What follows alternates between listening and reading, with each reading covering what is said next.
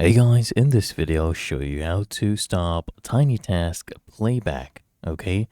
So basically it's very simple. Let's say you recorded a macro and let's say some clicking once you recorded and you mistakenly had this selected, right? The continuous playback, click here on preferences.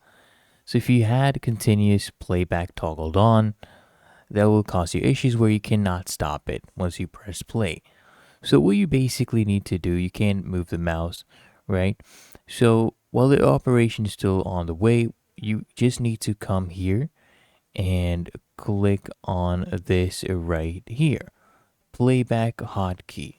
Okay, click on this, and then you'll actually see your shortcut that you had set to go ahead and stop or start it. So by default, it's usually Control plus Shift plus Alt plus B, unless you had set something else, let's say print screen or F8, F12. You can set one yourself, just a key that you're not actually using, it's not in use. For example, F12 and my keyboard doesn't really do anything, so you can set it as that. So that's all you have to do. Found this helpful, make sure you smash that like button and subscribe to Quick Fix.